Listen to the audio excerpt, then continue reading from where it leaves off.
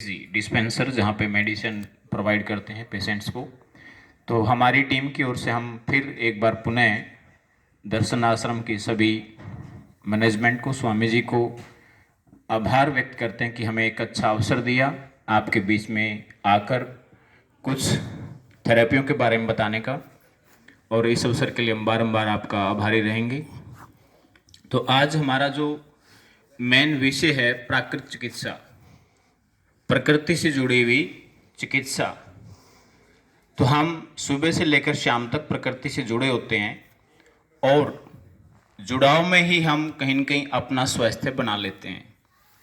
लेकिन आजकल की जो भाग दौड़ है, जो पैसे के पीछे, धन दौलत, गाड़ी घोड़ा, बंगलों के पीछे हम दौड़ तो रहे हैं, भौतिकवादी सुख है ये। हमें आज किसकी ज़रूरत है? आध्यात्मिक सुख की ज़रूरत है। और आध्यात्मिक सुख कहाँ मिलेगा? जैसे दर्शन आश्रम की बात करें, यहाँ पे आध्यात्मिक सुख है।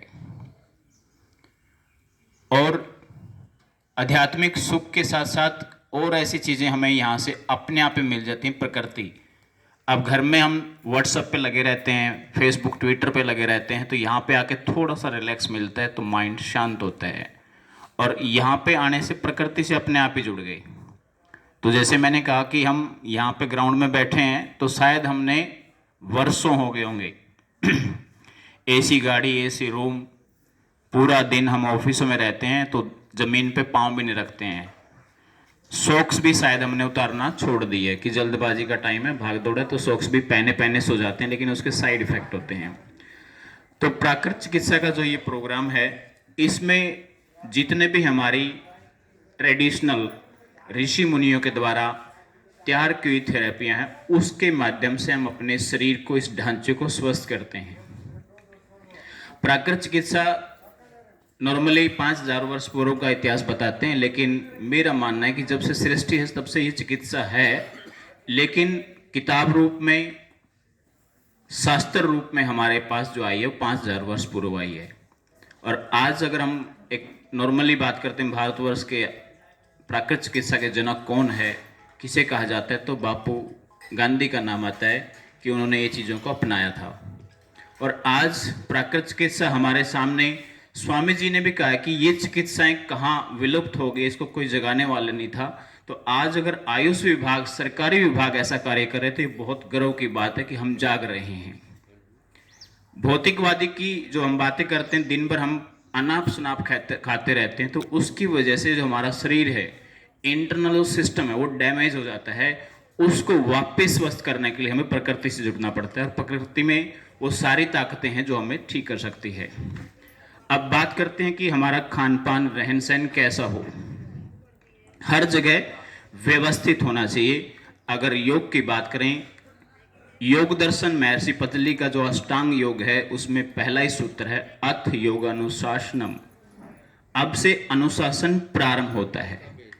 अब बीमारियों की बात करें, जब हम बीमार हो जाते हैं, डॉक्टर के पास जाके ट्रीटमेंट करवाते हैं, जब तक हॉस्पिटल में रहते हैं तो हम अनुशासित रहते हैं। सुबह की दवाई सुबह का नाश्ता, दोपहर की दवाई दोपहर का नाश्ता, शाम की दवाई शाम का नाश्ता, वहाँ पे एकदम मैनेजमेंट क्रिएट कर देते हैं। लेकिन जैसे हॉस्पिटल से बाहर निकलते हैं, फिर भूल जाते हैं कि कहाँ का डॉक्टर, कहाँ दर्शन आश्रम, ठीक है ना। तो ये व्यवस्था बनी मजबूरी में, लेकिन हमें इसे नॉर्मली बनाना है, आदत बनानी है, हमारी संस्कृति को अपनाना है। अब दिनचर्या, हम सुबह जैसे उठते हैं तो क्या खाते हैं, अलग अलग क्षेत्रवाद के हिसाब से, अलग अलग स्टेट के हिसाब से हमारी अपनी अपनी खान पान की एक अलग थेरेपियाँ कह सकते हैं, या अलग व्यवहार है। हरियाणा की बात करें तो सुबह उठते दूध दही लस्सी, राजस्थान की बात करेंगे तो रबड़ी, बाजरे की रोटी, आज का जो टाइम है गर्म सर्दियों का। छत्तीसगढ़ बिहार में जाएंगे तो सुबह सुबह वहाँ पे जलेबी पकोड़े, ठीक है। और गुजरात में जाएंगे तो क्या मिलेगा, थेपला ढेपला, है ना। और दिल्ली वाले मुरथुल के पराठे। तो सबका अपना अपना वो बना हुआ है। तो हम खाने से पहले नहीं सोचते कि हमें स्वस्थ कैसे रहना है, जब खाना खाने के बाद बीमार होते हैं तब सोचते हैं कि हमें क्या करना चाहिए। अब प्राकृतिक चिकित्सा कहती है प्रकृति के अनुसार खाइए, बोलते हैं ना सीजनल फल खाओ। क्यों बोलते हैं? पिज्जा बर्गर तो अभी आया ना, इससे पहले क्या था हमारे पास? हमारे नानी दादी हमारे लिए पहले से तैयार करके रखती। सीरा किसी ने खाया है? खुद्दा भी बोलते थे उसको। गुड़ का बनता था, देसी घी में बना के मटके में रखते थे, सारी सर्दी खाते थे, बीमारी खांसी जुकाम तो होता ही नहीं था। आजकल पेप्सी बर्गर चिप्स खा खा के बहुत कमजोर कर लिया अपने आप को। तो वो प्राकृतिक चिकित्सा का ही एक महत्वपूर्ण अंग था कि हम सुबह सुबह उठ के गुड़ के साथ एक गिलास दूध का पीते थे तो छाती हमारी खुली रहती थी। अब बात करते हैं भोजन कितने प्रकार के होते हैं। 3 तरह के भोजन हैं। साइंस, ये मेडिकल साइंस या आध्यात्मिक साइंस या हमारा जो कल्चर है वो कहता है 3 तरह के भोजन मुख्यतः हमारे आसपास होते हैं। पहला भोजन कौन सा है? सात्विक। सात्विक भोजन कौन सा है? जो प्रकृति से मिला है, नेचुरल तरीके से उसको बनाया गया है, वो सात्विक भोजन है। जैसे आश्रम में किसी मसालों का, किसी ज्यादा घी तेल का प्रयोग नहीं किया जाता है, बिल्कुल सात्विक है। दूसरा, जो माँ बहन बेटी बनाती है घर में, वो भी सात्विक भोजन है, क्योंकि उसने अपना प्यार भी उसके अंदर डाल दिया। अब होटलों में जाते हैं तो क्या वहां पे प्यार मिलता है? भोजन में पैसे के लिए दौड़ रहे हैं। क्या पता जो कुक है, वहां का जो खाना बनाने वाला शेफ है, उसको सैलरी मिली ना मिली कहा सुनी होगी, तो भोजन बनाते हुए क्रोध ही उसके अंदर भर देता है। तो वहां का भोजन जो होता है उससे एसिड बहुत ज्यादा बनती है, गैस बहुत ज्यादा बनती है। लेकिन घर में जो मम्मी दादी भाई बहन जिसने भी बनाया, बड़े प्यार से बनाया जाता है, उससे गैस एसिडिटी नहीं बनती और बहुत शुद्धता का ध्यान रखा जाता है, सफाई का ध्यान रखा जाता है। अब होटलों के पीछे बैकग्राउंड पे जाओगे जहां किचन चलती है, वहां पे हम देख भी नहीं सकते कि ये खाना खा कैसे जाएंगे हम। तो हमारे घर में जो सफाई है, जो सात्विक भोजन के बनाने के तरीके हैं, वो बहुत ही अलग है। तो सात्विक भोजन खाने से गैस एसिडिटी नहीं बनती, किसी भी तरह का विकार विजातीय तत्व बॉडी में डिपॉजिट नहीं होते। तो हमें सात्विक भोजन खाना है, या तो कच्चा खाएं या बिल्कुल सिंपल तरीके से, बिल्कुल आराम से, ज़्यादा तला भुना ना बना के उसको घर पे खाएं, तो वो सात्विक भोजन है और आराम से अवेलेबल है। जैसे हमने अभी फ्रूट से नाश्ता किया, संतरा खाया, बिल्कुल प्राकृतिक है, कोई साइड इफेक्ट नहीं होगा, किसी भी तरह की चर्बी, फैट, मोटापा, सिर दर्द नहीं होगा, जुकाम भी नहीं होगा। बहुत सारे लोग कहते हैं नहीं सुबह सुबह संतरा नहीं खाऊंगा, गला खराब हो जाएगा, जुकाम हो जाएगा। कुछ भी नहीं होगा, क्योंकि आपने प्रकृति के अनुसार खाया है। आप एकदम गर्मी से, हीटर से निकल के खा लोगे ठंडा संतरा तो फिर गला पकड़ जाएगा। दूसरा भोजन है तामसिक, तमोगुणी, तला हुआ। कहां मिलता है ये फूड? स्ट्रीट फूड, जिसके लिए जीभ लप लप करती रहती है हमारी, करती है ना। रोडों पे जैसे देखा कि वाह कितने सुंदर वो बना रखे हैं, दही पापड़ी है ना, गोलगप्पे। और ये तो गोलगप्पे तो नॉर्मल है, फिर भी जो तले हुए है, टिक्की वगैरह है, बार बार पुराना घी यूज किया जाता है। छोले भटूरे बहुत खाते हैं लोग, ठीक है, वो तेल में बार बार वो तेल जल जाता है, लेकिन बदलते नहीं है। हमारे घरों में क्या करती है माता बहनें, एक बार पूरी बना ली तो दोबारा से यूज नहीं करते हैं, वो तो जब तक जलेगा नहीं तब तक उसी में तलते रहेंगे। तो वही क्या होता है, हमारी आर्टरीज में, हमारी वेन्स में डिपॉजिट होता है, जो नुकसान का कारण बनता है, हार्ट अटैक का कारण बनता है। तो तामसिक भोजन हमें नहीं खाना, तमोगुणों में वृद्धि करता है, जिससे हमारे अंदर क्रोध, अहंकार, एसिडिक प्रॉब्लम होती है, वो आ जाती है। और तीसरा है राजसिक भोजन, राजाओं जैसा शाही भोजन। कभी कभार खाते हैं ना, पहले कभी बर्थडे मनाते थे किसी का, 50 साल पहले शहरों में सुनते थे चौंचले, वो चौंचले आज भी शहरों के, गांवों के नहीं है। ज्यादातर यहाँ पे जितने भाई बहन बैठे हैं, माताएं बैठी हैं, शायद बर्थडे मनाया ही नहीं होगा। आज पोता पोती बना रहे होंगे तो अलग बात है। लेकिन शहरों की अगर बात करें, मैंने बहुत अच्छे से रिसर्च की है कि हफ्ते में एक ही दिन घर खाते हैं, बाकी दिन सारा बाहर खाते हैं। राजसिक भोजन, राजाओं जैसा, जैसे ओम स्वीट्स है, बीकानेर स्वीट्स है, फलाना स्वीट्स है, तिमकाना स्वीट्स है, या फिर भंडारे लगते हैं, या किसी के शादी में जाते हैं, किसी फंक्शन में जाते हैं, वहां खाते हैं। तो इन 3 प्रकार के भोजन जो है, इसमें सबसे खतरनाक कौन सा है? तामसिक, फिर राजसिक, और सबसे बढ़िया और शुद्ध क्या है? सात्विक। तो हमें सात्विकता पे जाना है।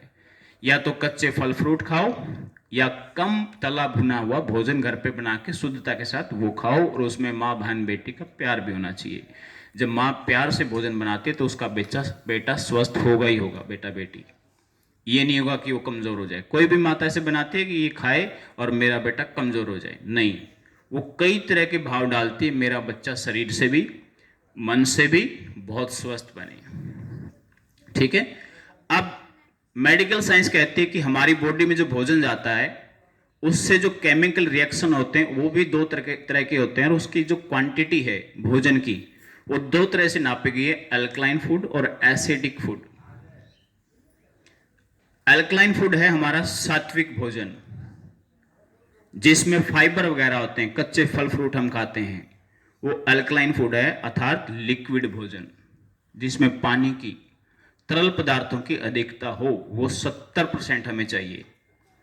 क्यों? क्योंकि हमारी बॉडी में कितना पानी है और ब्रह्मांड में कितना है, धरती पर 70%, तो हमारे शरीर में उतना चाहिए। एसिडिक 30% रखा गया है, लेकिन हमने उल्टा कर दिया है, एसिडिक 70 कर दिया, अल्कलाइन 30 कर दिया, तो बीमारियों का कारण भी वही है।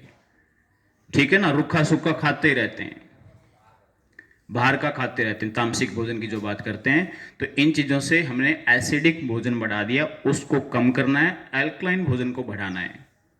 जैसे हमने कच्चा संतरा भी खाया हमारे सामने, तो ऐसी चीजों का ज्यादा सेवन करना है। लिक्विड जैसे अंदर जाएगा, हमारे अंदर भी सीवरेज व्यवस्था है कि नहीं है? तो जब सीवरेज व्यवस्था अच्छे से काम नहीं करेगी, गैस बन जाएगी, कब्ज बन जाएगी, कब्ज बनने से सारी बीमारियां आ जाएगी। केवल पेट का इलाज कर लो, बाकी तो अपने आप ही हो जाएगा। ठीक है, तो खान पान में हमें ध्यान रखना है। अब हमारी दिनचर्या की बात करते हैं, तो सुबह से लेकर हम शाम तक क्या करते हैं? क्या हमने कोई टाइम टेबल बना रखी है? कितने बजे उठें, कितने बजे सोएं, क्या खाएं, क्या पिएं, कहाँ जाना है, कहाँ नहीं जाना? हमारा टाइम टेबल हमने नहीं बना रखा। मैंने बताया ना कि जब हॉस्पिटल में होते हैं, डेथ सामने होती है, यमराज सामने खड़े होते हैं, तब तो ठीक है, जब वहां से आ जाते हैं सब भूल जाते हैं। जब जब आदमी सुखी रहेगा तो आगे की सोचेगा नहीं। जैसे ही हमारे जीवन में कोई पड़ाव आता है, बाधाएं आती है, तब हम सुधरते हैं। तो हमारी दिनचर्या सुबह, जैसे हम आश्रम की जो दिनचर्या है, ऐसी दिनचर्या अपने पर्सनल लाइफ में, गृहस्थ लाइफ में भी अपना लेंगे तो जो बहुत बेटर रहेगा। ठीक है, हमें चिंता नहीं करनी, क्योंकि गृहस्थ लाइफ में है तो कुछ न कुछ तो होगा। और स्वामी विवेकानंद ने कहा है, इससे बड़ा धर्म कोई नहीं है। जो गृहस्थ लाइफ है सबसे बड़ा धर्म है, क्योंकि हमें यहाँ पे अपनी भी चिंता, अपने परिवार की भी चिंता, अपने समाज की भी चिंता, अपने राष्ट्र की भी, और पूरे वर्ल्ड की, संसार की, तीनों लोगों की भी चिंता हम करते हैं। लेकिन जो बाहर के कह सकते हैं साधु संत, उनको सिर्फ अपनी भक्ति में, अपने भाव में रहने का होता है, और उनको भूख भी नहीं लगती, तो भूख की, पेट की भी जरूरत नहीं है, तो हमें तो वो भी लगेगी। ठीक है, हमारी दिनचर्या कैसी हो, सुबह से लेकर शाम तक हमने एक टाइम टेबल बनाना है कि नित्य 4 बजे उठना है, नहा धो के फ्रेश होके योगाभ्यास करना है, वॉकिंग करनी है, खेत के काम करने हैं, घर के काम करने हैं, वो हमें करने हैं। उसके बाद बात आती है नाश्ते की। ठीक है, हमने 1-1.5 घंटा 2 घंटा अच्छे से मेहनत कर ली, फिजिकल वर्कआउट कर लिया, अब नाश्ता लेना है। सुबह दोपहर शाम 3 तरह भोजन करते हैं, लेकिन सुबह का भोजन माताएं स्किप करती है, जिसके कारण इनको बहुत प्रॉब्लम होती है। भाई या बच्चे जो स्कूल में जाते तो खाते हैं इसलिए, नहीं तो घर पे होते तो वो भी अवॉइड करते हैं। डॉक्टर्स कहते हैं, मेडिकल साइंस कहती है, हमें ब्रेकफास्ट अवॉइड नहीं करना, लंच और डिनर अवॉइड कर सकते हैं, क्योंकि जो फास्टिंग का टाइम है बहुत लंबा हो जाता है, जिसके कारण ग्लूकोज, शर्करा की मात्रा बढ़ जाती है। ठीक है, लेकिन लंबा अगर करेंगे तो, रेगुलर करेंगे तो धीरे धीरे एसिड बढ़ता जाएगा, एसिड हमारे ज्वाइंट में ठहरेगा, आर्थराइटिस की पेन प्रॉब्लम हो जाएगी, जोड़ों के दर्द हमें शुरू हो जाएंगे। तो सुबह सुबह हमें जल्दी ब्रेकफास्ट करना चाहिए। बच्चों का टिफिन पैक कर रहे हैं तो एक चपाती हमें भी खा लेनी चाहिए, फल फ्रूट हमें भी खा लेना चाहिए। फिर उसके बाद हमें अब करना क्या है, दिन का कार्य क्या है, हमारा प्रोफेशन क्या है, उसके प्रति भी सजग रहना है। ये नहीं कि आज छुट्टी मार लेते हैं, आलस्य हो गया। जब जब विजातीय तत्व शरीर में होंगे आलस्य आएगा, और आलस्य हमेशा उल्टे कार्य करवाएगा, उल्टे नहीं करवाएगा। ठीक है, उसके बाद फिर दोपहर का ठीक है, काम कर लिया 4-5 घंटे, अब दोपहर में क्या खाना है, लंच, तो उसको भी टाइम से खाना है। अब यहाँ पे देखना है कि हमें सुबह तो हमने फल फ्रूट खा लिया था, अब क्या खाएं, सुबह अल्कलाइन फूड हुआ था या एसिडिक फूड हुआ था, अब क्या खाएं। तो जो बैलेंस डाइट की बात की जाती है उसमें हमारे सारे तरह के पोषक तत्व आने चाहिए। ये नहीं कि हम डेली दाल चावल खा रहे हैं तो किसी न किसी तत्वों की कमी हो जाएगी। वैसे तो यह शरीर, यह मशीन, इसके अंदर जो सिस्टम लगे हैं वो ऑटोमेटिकली एक विटामिन से दूसरों में जनरेट करने में हेल्प करते हैं, लेकिन हम अगर कंटिन्यू एक ही चीज़ के पीछे पड़ जाएंगे कि केले ही खाने हैं बस, तो कहीं न कहीं दूसरे तत्व कम हो जाएंगे शरीर के अंदर। लंच में ज़्यादा भी ना हो, कम भी ना हो, और दही का सेवन जरूर करें। अगर किन्हीं को नुकसान नहीं है, एलर्जी नहीं है, तो दही का सेवन, दही क्या करती है, हमारे भोजन को जल्दी डाइजेस्ट करती है, गैस एसिडिटी को कम करती है। ठीक है, उसके बाद फिर 4-5 घंटे हमने काम किया, उसके बाद 3-4 बजे भी लोगों ने आदत डाल रखी कि चाय पीनी है, कॉफ़ी पीनी है, इसके साथ बिस्किट, भुजिया, नमकीन, पता नहीं क्या क्या खा जाते हैं। तो वहाँ पे केवल पेय पदार्थ ही रखें, कुछ खाएं ना। और फिर शाम को इवनिंग में जब डिनर का टाइम होता है तो डिनर टाइम से करें। कितने बजे कर लेते हैं डिनर हम लोग? 8 बजे। 5-6 बजे करने वाला है कोई डिनर? 6 से 8, 8 से 10, यहाँ पे सारा देश हाथ ऊपर खड़ा कर लेगा। तो एक सिंपल सी, एक कह सकते हैं कहावत है, सुबह का भोजन एकांत में करें, दोपहर का भोजन मित्र के साथ, और शाम का भोजन किसी दोस्त या शत्रु को हम दे सकते हैं, हमारा कल्याण हो जाएगा। लेकिन हमारे शहरों में उल्टा हो रहा है, सुबह की फुर्सत नहीं, दोपहर की फुर्सत नहीं, शाम को जम के खाते हैं और खाते ही सो जाते हैं। जितना जल्दी खा के सोएंगे उतना ही हमारा फैट बढ़ेगा, डाइजेस्ट नहीं होगा सारा भोजन हमारा।